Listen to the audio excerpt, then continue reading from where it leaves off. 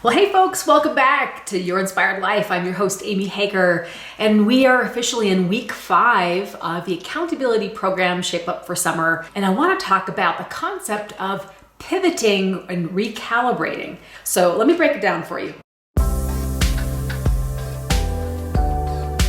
So I know I've really focused on keeping your habits the same and really really utilizing repetition to make the brain patterns. But there's also another element that can make the process even better of achieving your goals. And that can be doing a little pivot or recalibration to improve your process even further. So technically you're halfway through your program right now and you're noticing that you're making some improvements. So one strategy could be to keep staying the course and eventually you'll get there. But chances are you may have identified another way to improve your process.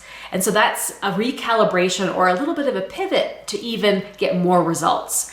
You might feel like you've easily achieved your goals of walking every day or eating your balanced plate every day, and you think you might be able to take on more. So a recalibration of that goal might be looking at your daily walks and seeing how you can improve the intensity of those walks. Maybe you start including more hills. Or you take that exercise and you decide to add in a little bit of variety. Like you're really comfortable with daily walking, but you feel like you're ready for that variety, so you add in daily cycling, for example. So it's a little bit of a pivot, but you're still on track with the main goal, which is your daily exercise of 45 minutes.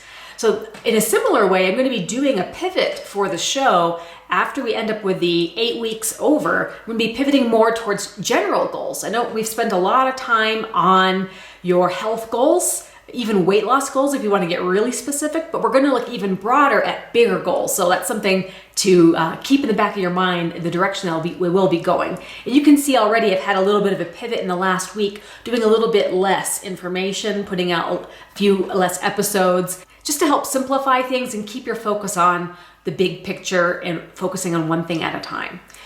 Another time you might find it useful to pivot is if you feel like the goal has become really difficult or not fun, not enjoyable, and not sustainable for the long run. So maybe you've made a goal of eating 1,500 calories a day, and you are really tracking foods and you are really staying on that number.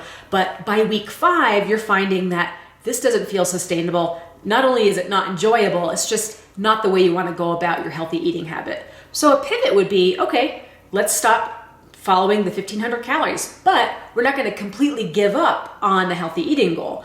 It would be a pivot to something like, I'm going to check in with my hunger level before I have my meal, or I will make sure that I have 2 servings of vegetables on every plate and follow the portion control method instead of counting calories. So that's an example of a pivot where you're still in line with your ultimate outcome, but your step is being changed for the sake of sustainability and enjoyment for the future, because that's what it's all about, right? Enjoyment for the future and long-term sustainability. So a little mini lesson on goals, but congrats guys for getting into week 5. I think it's exciting to think it's been this long and that you ultimately the control is always in your hands. You're never stuck in something that you have to sweat out or labor through just to make it to the end. The process can be fluid and it can be tricky to know when to make those little shifts because, like I said in previous episodes, you want to have that repetition of the new habit taking over.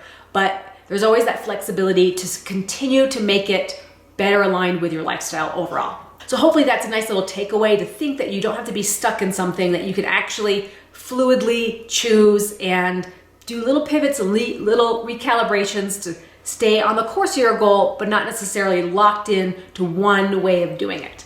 All right, guys, take care. We'll see you next week on week 6. We'll be getting more into adding more variety and how to go about doing that to keep things fresh and exciting. So looking forward to it, guys. We'll see you. Bye-bye.